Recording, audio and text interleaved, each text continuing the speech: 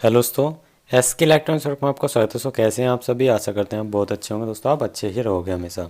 दोस्तों ग्रेविटी के नाम से ये EB 4100 होम थिएटर है रिपेयर होने के लिए। वो ये फुल्ली डिजिटल है, इसमें कोई ऐसा नहीं है कि वॉल्यूम वगैरह दे रखा है। और ये सेट डेड हो चुका है। डेड कहा जाए तो कस्टमर ने इतना तक भी देख लिया कि ट्रांसफार्मर वासम देखा उन्हें, उसे फूका वूका कुछ नहीं लगा। अब हम देखेंगे इसके अंदर दोस्तों क्या हुआ होगा।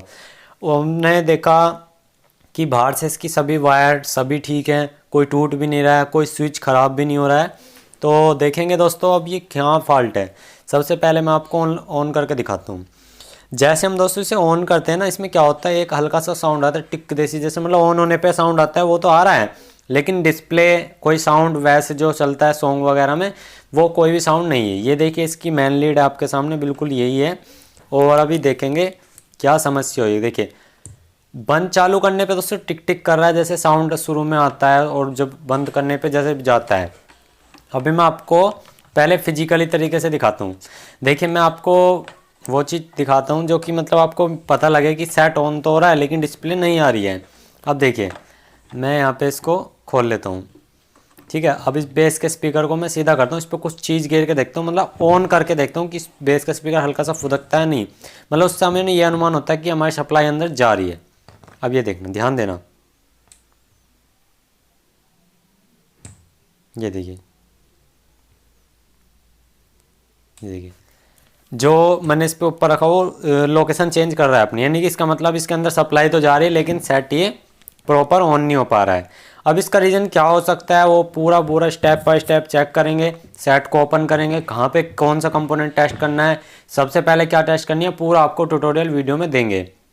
तो जल्दी से इसके सभी पेज खोलते हैं और आपको दिखाते हैं। बने रहें वीडियो को लास्ट तक अगर वाकई में आप ये चीज़ें सीखने जाते हो, क्योंकि दोस्तों कोई पैसा नहीं लग रहा है यहाँ पे, कोई चार्ज नहीं लग रहा। अभी ज़रा हम इसे खोल के देखते हैं। देखिए यहाँ पे हमने दोस्तों ये खोल दिया है, सेट खोल दिया है। यहाँ पे इसके आउटपुट ट्रांसफार्मर की लिखी हुई है कि भाई इतने इतने, यहाँ पे ब्लू ब्लैक ब्लू पे दोस्तों अपनी 12 12 के यानी कि 12 0 12 वाला पॉइंट है। और दोस्तों जो अलग पॉइंट हमारे रेड वाले दो, ये हमारे दोस्तों इनपुट के हैं, और दूसरे दोस्तों अलग वाले इनपुट के दोस्तों जो ब्लैक वाले हैं वे आउटपुट में जो 9 वोल्ट है, यानी कि दो रेड जो हैं इसमें बरीक वाले वे दोस्तों 9 वोल्ट के हैं, और नीला काला नीला वो दोस्तों 12 0 12 का है। तो दोस्तों सबसे पहले हमें क्या टेस्ट करना होता है, मतलब इसमें चेक क्या करना होता है। सबसे पहले अगर कोई ऐसी दिक्कत बनती है तो सबसे पहले मेन लाइन देके इसमें ट्रांसफार्मर का जो कनेक्टर लगा हुआ है 5 पिन वाला, उस पर हमें वोल्टेज चेक करनी पड़ेगी कि भाई हमारी 0 9 यानी कि वही 0 10 और 12 0 12 वोल्टेज बनने हैं या नहीं बनने हैं वोल्टेज वहाँ पे ऑन करने पे। तो देखिए हमने दोस्तों सेट को ऑन कर दिया, प्लग ऑन रखा है, प्लग लगा रखा है बोर्ड में, और मल्टीमीटर को ले लिया। मल्टीमीटर को लेंगे, मल्टीमीटर को हम दोस्तों 20 वोल्ट या 20 वोल्ट से छोड़ दीजिए। सबसे पहले ट्रांसफार्मर की वोल्टेज चेक करनी है, तो सीधी सी बात है दोस्तों, कनेक्टर कौन सा है यहाँ पे, पहले इन कैपेसिटर पे भी और ये इन पे भी, ये जो कनेक्टर लगा हुआ है ट्रांसफार्मर का, तो इन कनेक्टर पे हमें सबसे पहले वोल्टेज चेक करनी पड़ेगी। तो कनेक्टर पे तो सीधी सी बात है, ट्रांसफार्मर से दोस्तों AC वोल्टेज आती है, फिर हमारे रेक्टिफायर करके कन्वर्ट होता है। तो सबसे पहले 200 वोल्ट AC पे लगाएंगे। तो इनकी हम दोस्तों पहले वोल्टेज चेक करते हैं सभी। तो यहाँ पे जो 5 पिनें लगी हैं, तो थोड़ा सा शायद आपको मल्टीमीटर में अंधेरा दिख रहा होगा, या आपको क्लियर भी थोड़ा चमक रहा होगा, नहीं चमक रहा अभी लाइट फिल करके दिखाता हूँ। देखिए 11 पॉइंट कुछ आ रहे हैं, अभी थोड़ा लाइट फिल करके दिखाता हूँ। मीटर को ऊपर करता हूँ, थोड़ा रिफ्लेक्शन, अब देखिए बिल्कुल प्रॉपर है ना। अब देखिए शुरू में चेक करता हूँ, देखिए 11.0, अगले पे चलता हूँ, देखिए 22 पॉइंट, यानी कि इन 3 पिन पे है। देखिए ये 0 पॉइंट है यहाँ से, यानी कि ये पॉइंट हमारे कनेक्ट है। सबसे पहले के पिन देखते हैं, दो देखिए 9 मतलब 8.1, यानी कि थोड़ी सीरीज में लग रहा है, थोड़ा सा एक वोल्टेज कम आ रहा है, यानी कि पाँचों के पाँचों पिनों पे प्रॉपर वोल्टेज आ रही है। देखिए यहाँ पे ठीक है, पाँचों पिनों पे वोल्टेज प्रॉपर है हमारी, 12 0 12 भी और 9 0 9 भी। तो दोस्तों फिर रेक्टिफायर के पार, यानी कि जो हमारे मेन कैपेसिटर पे जाएगी वोल्टेज, तो अब मेन कैपेसिटर चेक करने के लिए 200 वोल्ट DC पे लगाएं, क्योंकि DC में कन्वर्ट हो गई। तो अब DC पे चेक करते हैं, पहले कैपेसिटर पे चेक करते हैं। तो देखिए 14.2 आ रही है, सही है। देखिए पहले कैपेसिटर पे देख लीजिए, ठीक है जी। अब दूसरे कैपेसिटर पर चेक करते हैं, देखिए वही वो ऊपर माइनस का कैपेसिटर, ये नीचे प्लस का, तो यहाँ तो आ गई। अब दोस्तों क्या चेक करना है, रेगुलेटर, मेन कैपेसिटर से बाद में सीधा रेगुलेटर, यहाँ पे SMD रेगुलेटर लगा 7805 देखिए, पर लेकिन दोस्तों वोल्टेज तो इस पर कम आ रही है। आउटपुट में 0.8 और इनपुट में 2.4, जबकि यहाँ पे 12-13 वोल्टेज होनी चाहिए थी, यानी कि एक कैपेसिटर की सीधी वोल्टेज। जैसे यहाँ पे एक रेगुलेटर लगा है, देखिए 0-10 वाली साइड पे देखिए, यहाँ प्लस की तो वोल्टेज मिल रही है पहले वाली पिन पे, और जो सबसे लास्ट वाली पे मतलब प्लस की जो मिलती है 5 वोल्ट, वो भी मिल रही है देखिए। लेकिन इस वाले रेगुलेटर पे हमें वोल्टेज नहीं मिल रही, जो कि फ्रंट पैनल कार्ड के लिए लगा हुआ है। ये देखिए कोई भी वोल्टेज नहीं मिल रही, कुछ तो वोल्टेज आ रहे हैं लेकिन बहुत ही कम आ रही है। इसका रीज़न क्या हो सकता है? या तो यहाँ के बीच में रेजिस्टेंस लगी वो भी ख़राब हो सकती है, या हमारा रेगुलेटर वो शॉर्ट हो सकता है, या फ्रंट पैनल पे जो कार्ड लगा वो भी शॉर्ट हो सकता है। तो इन चीज़ों में से तीनों को फाइंड कैसे करेंगे? तो देखिए मैं आपको दिखाता हूँ। यहाँ पे रेगुलेटर जो लगा है इसके बराबर में ही रेजिस्टेंस है। सबसे पहले आपको दिखाता हूँ 7805 का काम करता है। हमारी 9 वोल्ट से लेकर 18 वोल्ट के बीच में वोल्टेज देते हैं पिन नंबर 1 पे, दूसरी ग्राउंड पे। देखिए ये 7805 है SMD वाला, थोड़ा अच्छे से देख लीजिए, मैं नंबर दिखाने की कोशिश करूँगा आपको। मैं फॉल्ट के शायद करीब ही हूँ, देखिए मैं बिल्कुल जाता जा रहा हूँ, मेन कैपेसिटर तक वोल्टेज है। देखिए ये 7805 है, थोड़ा सा आपको सही तरीके से नहीं दिख पा रहा हो, कोई बात नहीं। पिन नंबर 1 पे यहाँ पे एक रेजिस्टेंस लग रही है, ऊपर की तरफ पे एक कैपेसिटर है, कैपेसिटर छोड़ दी, यहाँ एक रेजिस्टेंस लगी है। पहले इस रेजिस्टेंस को हम टेस्ट करेंगे, यहाँ से यहाँ तक रेजिस्टेंस का सिंबल भी बनना है। अब इसकी वैल्यू क्या हो सकती है? वैल्यू वही हो सकती है, रेजिस्टेंस की वैल्यू दोस्तों फ्यूजेबल 1 ओम से लेके 50 ओम के बीच में होगी जरूर, इसके 100 से 1% जरूर। तो इस रेजिस्टेंस को हम टेस्ट करते हैं कि ये ओपन तो नहीं है या कोई इसमें दिक्कत तो नहीं है। तो यहाँ पे देखते हैं, अभी ये 2 कैपेसिटर के बिल्कुल बीचों बीच लगी हुई है। सबसे पहले रेजिस्टेंस को चेक करना पड़ेगा, एक लैग इसकी एक तरफ से उठानी होगी। तो अभी मुझे जो ग्लू गिर के यहाँ पे एक तरफ काला काला हो रहा है काफ़ी सारा, तो मैं इसको पहले चिमटी से देखता हूँ, ग्लू को साफ़ करने की कोशिश करता हूँ। देखिए जो मैं इसको ग्लू को साफ़ करता हूँ पहले यहाँ पे रेजिस्टेंस पे से, क्योंकि ग्लू साफ़ करनी पड़ेगी। देखिए दोस्तों रेजिस्टेंस जो है एक तरफ से लैग गला दी है, मतलब जो इस पर ग्लू पड़ी थी उसने गला दी है एक तरफ से रेजिस्टेंस। देखिए ये रेजिस्टेंस है, गल गई है। अब तो हमें क्या करना होगा दोस्तों, मैं इस रेजिस्टेंस को निकाल ही लेता हूँ। ये गल गई है, एक लैग इसकी इसने गला दी है दोस्तों, और यहाँ पे इसकी दूसरी वाली साइड जो है वो मुझे ठीक लग रही है। देखिए जहाँ से मैं चिमटी घुमा रहा हूँ यहाँ पे ये गला दी है, तो इससे अब मैं इस रेजिस्टेंस को निकाल ही लेता हूँ। तो ये देखिए दोस्तों मैंने निकाल ली है। इस रेजिस्टेंस की वैल्यू देखते हैं, तो कलर क्या है इस पर, देखिए पीला और यहाँ पे ब्राउन है और फिर ब्लैक है। तो पीले का दोस्तों 4, और यहाँ पे देखिए 47 ओम बैटरी है ये। तो दोस्तों 47 ओम की रेजिस्टेंस है, ये क्वार्टर वाट से छोटी है।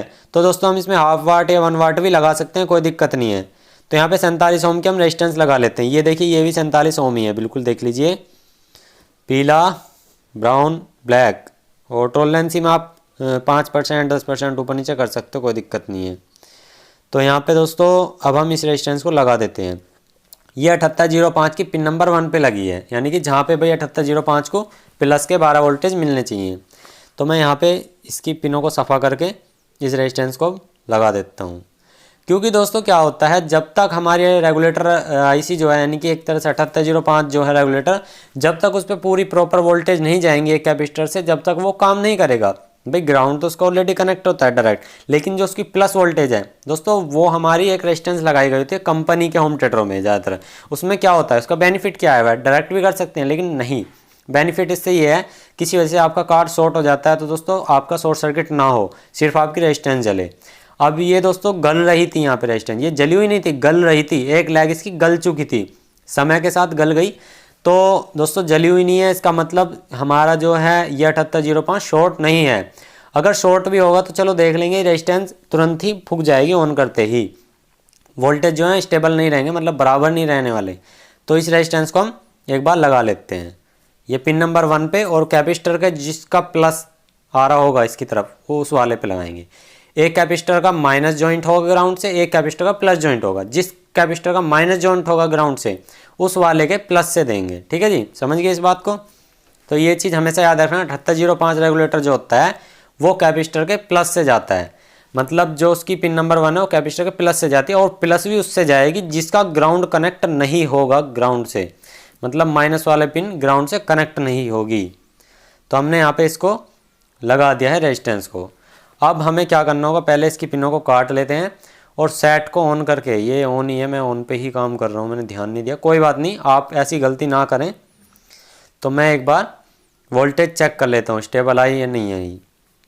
तो फिर से वही प्रक्रिया, निगेटिव बिच पे और साइड वाली पे, देखिए 13 पॉइंट कुछ वोल्टेज आ गई है। और आउटपुट पे देख लेते हैं, ये देखिए बिल्कुल 5 वोल्टेज बन चुकी है, यानी कि हमारी अब वोल्टेज बन गई, पहले यहाँ पे वोल्टेज नहीं बननी थी। अब सेट को सीधा कर लेते हैं, जो भी आपके सामने बिल्कुल रियल है, जेन्युइन है, आपके सामने जो कुछ भी है। अब दोस्तों सेट को सीधा करते हैं और अभी डिस्प्ले की तरफ देखते हैं। ये देखिए डिस्प्ले पॉइंट्स भी स्टैंड बाय के आप बने का आ चुके हैं। तो सेट को अब ऑन करके देखते हैं। देखिए दोस्तों सेट को मैंने ऑन किया और यहाँ पे रीडिंग आ चुकी है इसमें बनी हुई वॉल्यूम की। तो दोस्तों हमारा सेट ओके हो चुका है, ऑन प्रॉपर तरीके से हो चुका है। अब मैं इसको आपको चला के और दिखा देता हूँ कंप्लीटली। तो यहाँ पे अभी मैंने जो बेस का कनेक्टर उसको निकाल दिया था, क्योंकि उसके बराबर में हमें काम करने में दिक्कत हो रही थी। तो हम इसके कनेक्टर को वापसी में ऐसे ही लगा दें। देखिए दोस्तों क्या होता है, नॉर्मल होम थिएटर कोई भी कर सकता है रिपेयर, लेकिन जो कंपनी का होम थिएटर होता है थोड़ा सा उसमें डिफिकल्ट होता है। डिफिकल्ट उसमें एसएमडी पार्ट लगे होते हैं। उस एसएमडी पार्ट को टेस्ट करने का हम तरीका आपको बता ही रहे हैं, कैसे कैसे टेस्ट करना होता है, क्या कंपोनेंट लगा होता है, आपको मतलब पूरी लाइन प्रक्रिया समझाई और पूरा डिटेल बताई आपको सप्लाई की। तो ये आपको कैसा लगा हमें कमेंट में ज़रूर बताना। और दोस्तों कमेंट्स का रिप्लाई हम नहीं कर पा रहे हैं क्योंकि काफ़ी ज़्यादा टाइम है, नहीं मिल पा रहा है बिल्कुल भी हमें टाइम। और दोस्तों काफ़ी सारा दुकान पे भी काम देना होता है और मैं अकेला ही हूँ काम करने वाला, और बंदे भी हैं लेकिन वो दोस्तों अलग काम करते हैं अपना। देखिए यहाँ पे मैं ऑक्स वाली पिन लगाई। अभी मैं मोबाइल में कोई सॉन्ग प्ले करके देखता हूँ और फिर आपको दिखाता हूँ पूरा, क्योंकि एक हाथ से मैंने कैमरा पकड़ा हुआ है। तो दोस्तों देखिए मैंने सॉन्ग प्ले कर लिया है, इसकी बेस जो है बजने लगी है और साथ में आउटपुट के स्पीकर भी हम टेस्ट कर लेंगे और फिर आपको दिखाते। देखिए आवाज़ में मंदी तेज़ कर रहा हूँ यहाँ से, ये देखिए यहाँ से आवाज़ को तेज़ करता हूँ, सीधा हाथ की तरफ आगे की तरफ VOL प्लस है तो फुल इसकी आवाज़ हो गई है। देखिए बेस पंच अच्छा दे रही है, क्योंकि कैमरे में कभी भी बेस का रिकॉर्ड नहीं हो पा सकता सही से। ये आउटपुट के स्पीकर हैं, ये देखिए चारों में दिखाता हूँ, अभी थोड़ा सही से लगाता हूँ। ये देखिए स्पीकर चल रहा है, ये भी दूसरा देखते हैं, ये भी चल रहा है, ये और देख लें, ये भी चल गया। ठीक है दोस्तों हमारे चारों स्पीकर ठीक हैं, चौथा भी वही है नहीं चलने वाला। तो आई होप आपको दोस्तों वीडियो अच्छे लगे तो प्लीज़ वीडियो को लाइक करना, अपने दोस्तों में शेयर करना, क्योंकि हमने आपको पूरा अच्छे तरह से गाइड किया, स्टेप बाय स्टेप आपको रिपेयर करके दिखाया। आज के लिए इतना ही। जय हिंद, वंदे मातरम दोस्तों। आपका दिन शुभ हो, आप सभी अच्छे रहें, बहुत तरीके से अच्छे तरीके से काम करते रहें।